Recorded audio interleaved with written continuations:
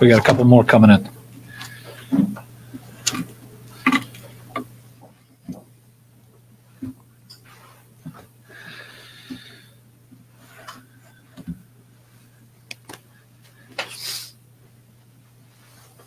Everybody ready? Good afternoon. We are here today to address something that has impacted every Kentucky family and small business: rising prices due to inflation. While the challenge is temporary, it has now reached a 40-year high directly due to the effect of a once in every 100-year pandemic that has now stretched on for more than 2 years. Our families are tired. And while we are all so collectively excited about our future in electric vehicles, in agri-tech, in announcing more new jobs than ever before, many are struggling to meet basic needs. Prices are simply too high. What we do not need is partisan reform. What we must have is public relief. We can provide relief responsibly, because while inflation has soared, so has our economy here in Kentucky. We are seeing an economic explosion like never before in my lifetime. That, coupled with the fiscal strength demonstrated by my administration, we propose the best state budget in the last 25 to 30 years. Last year, the Commonwealth shattered every economic development record on the books. That included $11.2 billion in new private sector investment, 18,000 new jobs at the second highest wage in our history. Even better, the streak continues with what I believe is the second best January ever, with 1,400 new jobs, $660 million in new investment. And over last year and into January, the types of jobs we are creating give us a promising future. Jobs of the future, with nearly 600 new jobs in agriculture technology and 6,000 new jobs in the electric vehicle industry. And those numbers are going to significantly increase this year.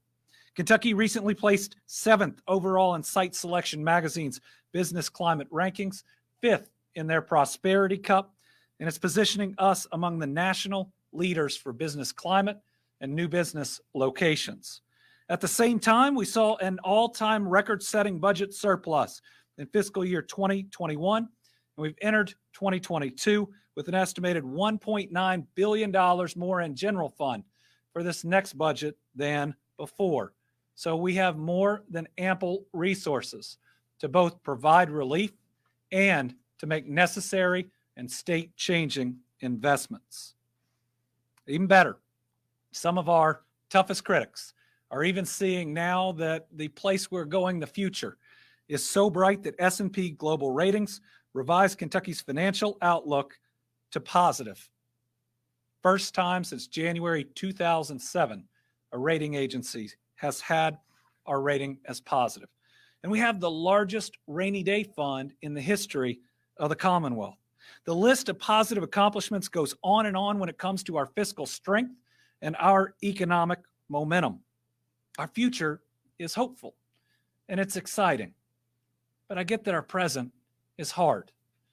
Both from a pandemic, the last 2 years, they've been tough, and we're now experiencing the most significant inflation that we have seen in decades.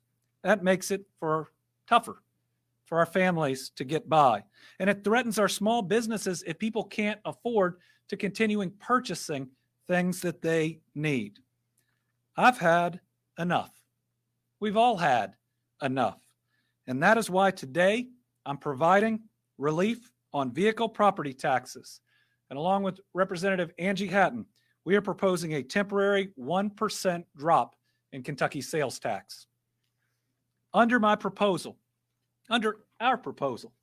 Kentuckians will see tax relief of approximately $1.2 billion, of which $873 million is directly related to sales tax savings, and $340 million is from the reduction in vehicle property taxes. This will also benefit people in every income bracket and ensure that folks that are struggling to get what they need can continue, while others that are spending and helping to continue to grow our economy can do so. First, to immediately stop an increase in vehicle property taxes caused by soaring used car values, I'm signing an executive order that will result in savings for Kentuckians by stopping an increase in vehicle property taxes, which in Kentucky rose nearly 40% last year. In simple terms, under this order that I'm going to sign right here in just a second, Kentuckians will pay a similar amount that they did last year. If they own the same vehicle and it's in the same condition and they're living in the same county, they will not pay taxes on the inflated value. The property valuation for the average motor vehicle in Kentucky rose from $8,006 to $11,162 in just 1 year. That abrupt change warrants today's action. Now, in asking why this action is being taken today, I will tell you that under Kentucky law, it's my belief that the General Assembly is the one that sets tax policy, is the one that sets how you determine tax policy on motor vehicles and other things. But for the first time last week, the Senate passed a joint resolution that, as opposed to saying, I do not have executive authority, which we've seen a lot of these last couple of years, they say I do have the power to do this. So if the legislature believes that I have the power to help Kentuckians, you bet I'm going to do it. And we're going to do it right here today. It's going to be effective immediately, and it's going to be effective for 2 years, giving us time for this inflation to subside and ultimately those values to come down. Those who've already paid their 2022 tax bill don't need to worry. They're going to be getting a refund from their local county clerk's office. So with that, we're going to sign this executive order providing what's $370+ million in relief to Kentuckians. You join me, Andrew? Sure.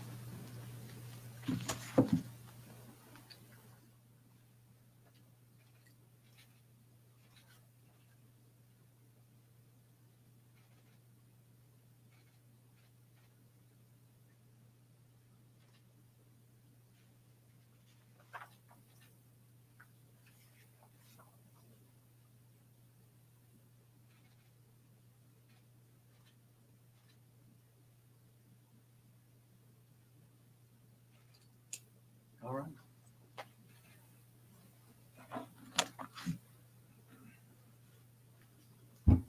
Next, my administration is working with House Democratic Caucus Whip Representative Angie Hatton, who will be filing legislation to temporarily cut the sales tax from 6% to 5% during the next fiscal year from July 1, 2022, so we have time to prepare for it and implement it, through June 30th, 2023. We'll be able to, with a session next year, determine where we are in Kentucky, where inflation is, and consider further lengthening that at that time. But this historic sales tax cut will help families until the high U.S. inflation rate retreats, which experts predict will fall back to around the 2% range by the end of 2022 and through 2023. The sales tax proposal decrease tax costs for families by more than 16%, as the U.S. inflationary rate is currently at 7.5%. We're talking about savings for every single family buying the things they need. We're talking about things costing less at Kentucky businesses and small businesses that need Kentuckians, even with things being a little more expensive, to continuing coming and buying their wares. This is something that helps not only our people, but our small businesses, and ensures that the benefit that Kentuckians are receiving is directly related to keeping our economy humming. It is a win-win. Now, a word of caution to those in Frankfort that are using evasive terms, vague terms, like comprehensive tax reform. That phrase has always meant one thing: raising the sales tax on everybody so that they could decrease income tax and corporate income tax on the wealthiest Kentuckians and companies that are already having their best years in decades. Those types of cuts, out-of-state corporations, don't benefit our Kentucky economy. People put them in their bank account instead of them being directly related to spending. They will not stimulate our economy, and they will not provide relief to people in every single income bracket, like this 1% reduction, a reduction from 6% to 5% of the sales tax will. So why? Why would people in the midst of the highest inflation in decades want to put in a reform that makes things cost more, that makes people struggle even more? It doesn't make sense. And with a new economy coming in Kentucky that's so exciting, with industries of the future that are very different than the industries of the past, the time for any type of tax reform is as we step out of the challenges of our present and we step into our economy of the future, when we can actually have bipartisan conversations about what the future looks like, because the future jobs are here. Our families simply don't need partisan reform. They need relief. And under Representative Hatton's and my proposal, our families get relief as soon as we lower our sales tax. We can save families more than 16% in sales tax on each purchase. So if we are going to alter our tax structure, let's do it to address current inflation, to actually help our people regardless of their wealth. Let's do it in a way that'll make things cost less and help everybody's dollar go further. Right now, we can keep our economy moving, make historic investments in education, healthcare, and jobs of the future, all while providing relief to our families and small businesses. We have the resources to do so, and I urge every lawmaker to do what we're all supposed to: help the people in their community in the most effective and responsible way. I know one lawmaker that certainly agrees. That's Representative Angie Hatton.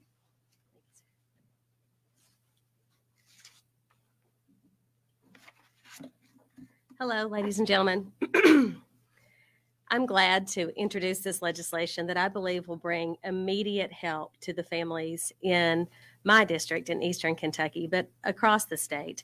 And in collaborating with the governor over the last couple of weeks, we were discussing what might bring some immediate relief. And while there's lots of talk about long-term, broader tax reform, and some of that is definitely needed, when we do such a thing, we have to keep in mind the people who actually need help. When I ran for this office, I ran to be a voice for the people who don't necessarily have a loud voice in Frankfort, who are drowned out by power and money, and who actually are the people who need help. My predecessor who held this office, Paul Mason, who was the state rep from Letcher County when I was growing up, used to always say, put that jam jar on a lower shelf where the little man can reach it.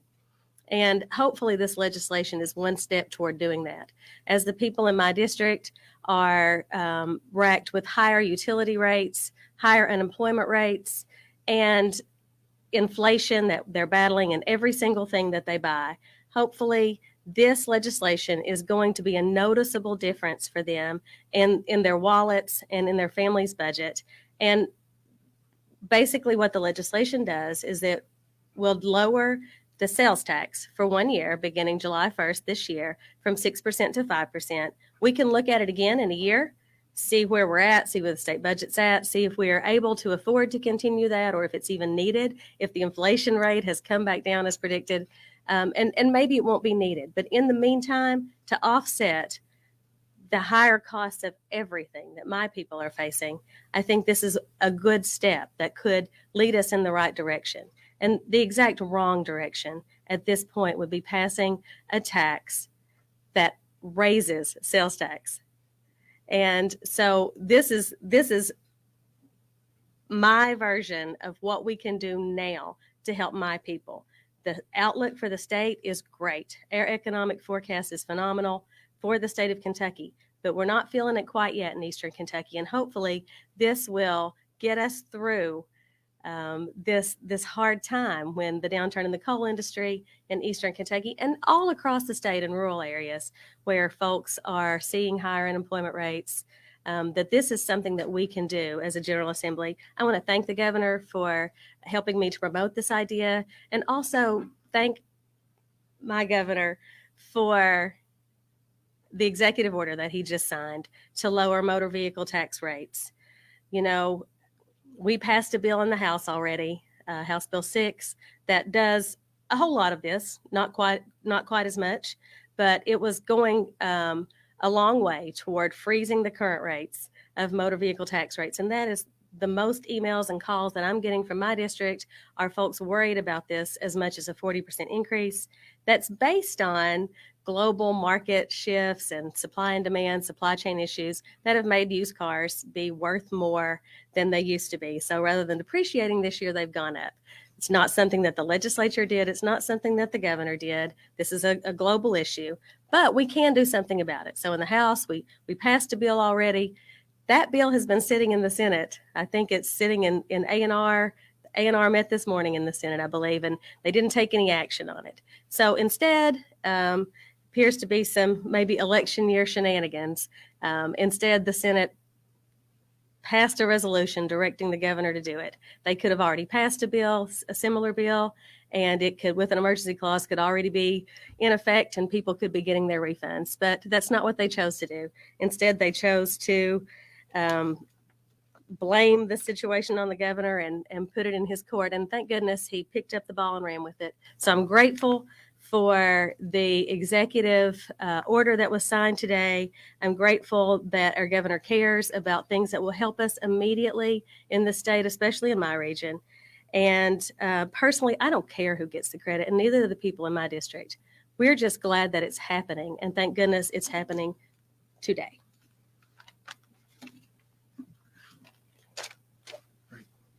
We will now open it up for questions. We have a number of people here today and then a number on the line too. So this may take a minute or two. We'll start with Mark Vanderhoff from WLKY. Did you ever think that you would be proposing a tax cut, and why or why not? Well, you know, who would have thought, first of all, 2.5 years ago that we'd be in the midst of a pandemic? Who would have thought we would have faced as many natural disasters as we have? The supply chain issues that we're seeing, this is the first time that a global economy, a truly global economy, has had a pandemic. So again, a whole lot of this is new to us. But what you're seeing today is us being flexible with a short-term relief for what is a short-term problem. But if we're going to provide relief, this is the way to do it. It does two things. One, it helps everybody. And number two, it does it in a way that will stimulate our economy. To have dollars continue to flow through, it's going to help retailers. I mean, restaurants remit, I think, 9% of all the sales tax that comes into the state. So struggling restaurants, this is going to have a lot more people going out and having dinner. Phil Pendleton. So how does this impact the legislation that's currently moving through that was unanimously passed by both chambers, House Bill 6 and the Senate resolution on Friday?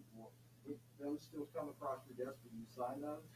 Well, so House Bill 6 is pretty similar to the executive order that we signed today. The Senate resolution basically said, Governor, you have the authority to fix the problem. And so today I fixed the problem. If they want to pass legislation that says, great, you fixed the problem, we'll sign that too. But it's been done. People aren't going to pay more than they paid last year, and people are going to get a refund. There'll be small exceptions. If the car is very different, they can work with the PVA. It may be that it's that its condition has changed too, which could result in a change in it. But listen, after 2 years of much of the General Assembly saying I didn't have authority to do something, as the moment they're going to say that I can help Kentuckians, I'm sure as heck going to do it. Conroy. How soon can those that have paid the property vehicle tax already, I know we're pretty early in the year, but how soon can those expect to get their checks from the county clerks? I believe we have 120 days in the executive order. It's either 120 or 180. I'll check that for you. Original legislation had 90. Clerks were really worried about hitting that mark, as were we from our side. This gives people that reasonable amount of time where they can expect to get it, and they shouldn't have to do anything, right? Because your address is on that property tax bill. One of the things that I like is when we can provide relief for people not to have to apply for it, right? Not to have to do extra work, and the same people who fall through the cracks, each time shouldn't hear. Karen Czar. For those who are listening or watching, can you explain how this aligns or may differ from the House bill? So the House bill, I'm not sure, was the full 2 years that we just did. That it's the next 2 calendar years that it'll provide the relief that goes ahead and will solve the issue for our clerks for next year and what to expect. And yes, it'll create some more work for them, which we never want to create more work, especially without funding. But it's something that had to be done. It's something they are ready to get done. Yep. Yeah. The House bill also required that we start to value used cars at their average trade-in value instead of clean trade-in value, which is something I think that it's been done since 2009. We've been doing clean trade-in value. So that may not even be necessary with this 2 years of reprieve that the governor has granted. And while you want to look through the language, we wanted to make this as easy for people as possible. Before inflation, last year, most people think they paid a certain amount for their cars. This year, it's been too much more. We'll give them the stability of the amount they paid last year. Bodie Brooks. Have you all had any consultation with GOP leadership about getting sales tax cut through and when you expect to see? So we've been working first with Representative Hatton. We also haven't been approached with any conversations on any type of tax reform that's out there. This is something that's moved fast because it's needed to. Certainly on the vehicle tax, that resolution only came to the floor at the end of last week. But listen, this is a bill that helps every Kentuckian in every district. It's not R or D, it's not red or blue, and it's good for people in every single income tax bracket.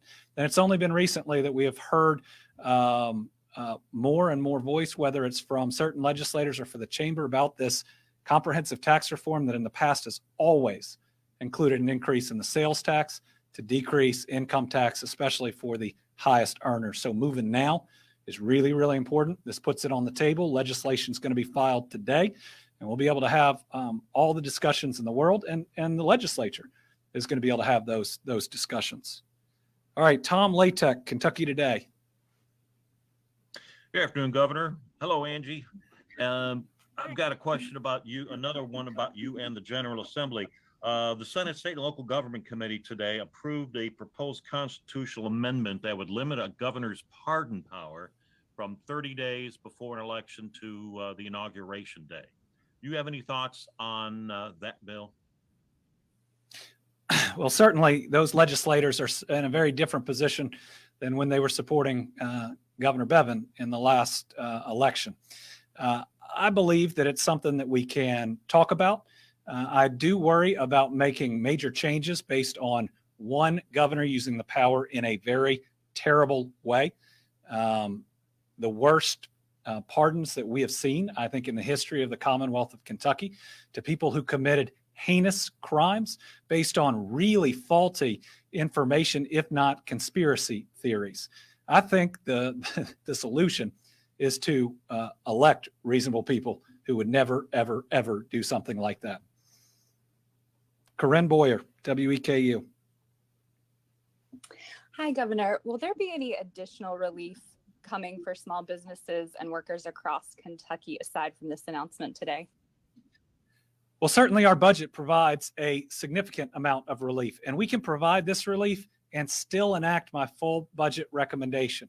We can do it through a little extra financing because we have one of the lowest debt ratios ever in this budget, and by keeping our rainy day fund where it is, which is the highest that it has ever been. So in that budget, there is hero pay, $400 million going into the pockets of Kentuckians. I've heard some say we want to put money in the pockets of Kentuckians. That's ARPA funds coming from the federal government, just ready to go from people who did heroic acts during this pandemic. There's universal pre-K, which will save an average family $12,000 and get everybody kindergarten ready. There's loan forgiveness for nurses, for social workers, and for teachers. There's help for local communities in getting economic development sites ready that are going to mean they don't have to raise rates on their people out there to run extra lines and utilities. Our recommended budget's full of billions of dollars of direct investments in people that are going to save them money and result in better jobs. We'll always continue to look at different relief as we move forward. This is a big one, though. This is one, again, every single Kentuckian saves money. At the same time, it's directly related to the stimulation of our economy. Ben Tobin, Courier-Journal. Hi, Governor. Do you have any successful examples of states lowering their sales taxes to fight inflation that you're pulling from? And if so, can you share them? Well, let me, first of all, our numbers are all based on our budget. We get the sales tax amounts remitted, so we're confident in these numbers, at least as of today, with projections and what we see. A number of other states are doing a lot of different things. Some of them have proposed and are even moving forward with this. You know, there's been talk, I believe, in Connecticut and a number of others. But we are looking for something tailor-made for Kentucky because our long-term economic outlook is so much brighter than so many other states right now. And what we're trying to do is to get from point A that we're at, where times are tough, to point B, where we're all really excited about our future. And we believe that doing this, it's reasonable, it's directly tied to spending, and it helps every family, is something that some other states are looking at, but we think it's right for this state. John Cheeves, Herald Leader.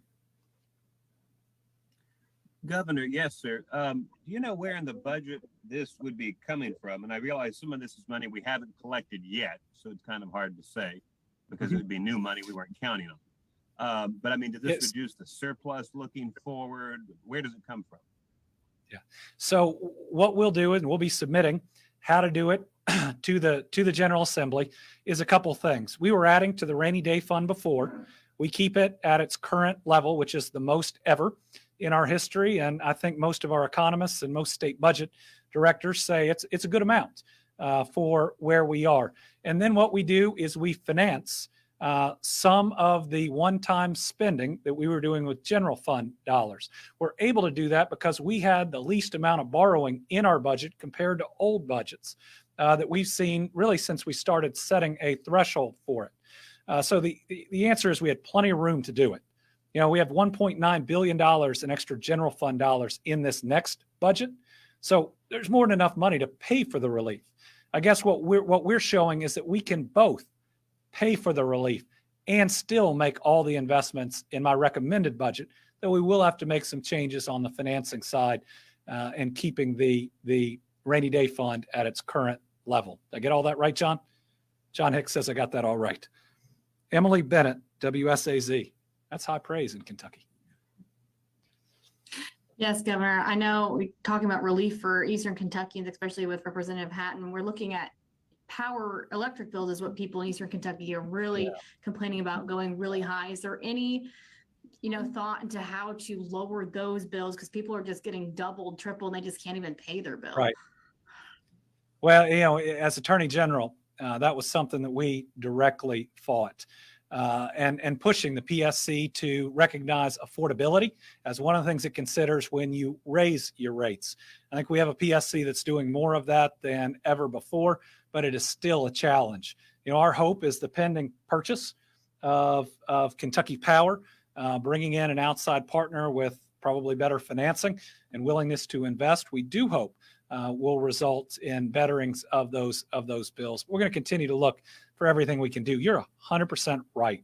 Eastern Kentuckians, who by the overall numbers have the least, are asked to pay the most for their power, and that's not right. You want to add anything? If I start talking about utility rates, we'll have to have a whole separate press conference. It is the driving force of everything I've done since I've been elected.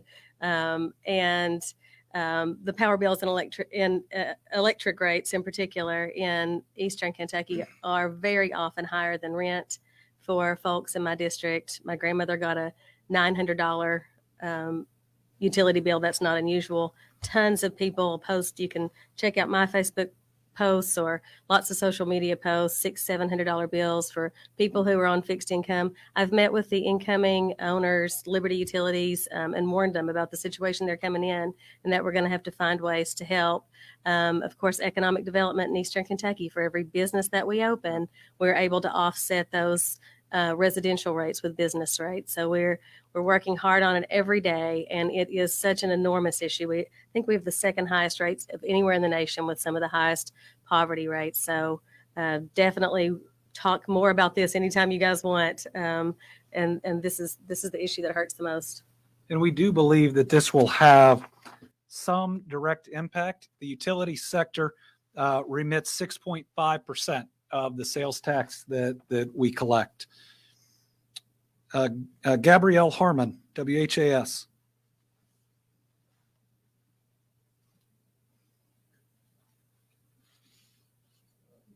Okay. Ryan Witry, WEHT, WTVW. It's a lot of letters. Greetings from Western Kentucky, Governor. So what was the thought process behind dropping the sales tax 1% versus more direct investment into the small businesses? Well, we tried in the last ARPA round of funds to give direct relief to small businesses. The General Assembly didn't want to go there, and we haven't seen an appetite to use ARPA funds to do that this time around. But what this does is it both helps small businesses because people keep buying, and I think restaurants, especially small town restaurants, this is going to make a really big difference. But it also helps the families directly themselves. It's symbiotic in that way that it's a good thing for everybody. Families will save money over time. That may be that next electric bill that helps them pay. While our restaurants, our different stores out there can actually look at the customer and say, hey, you just saved this amount on this purchase, but every single time you come in, you're going to be saving even more. Did I get everybody in?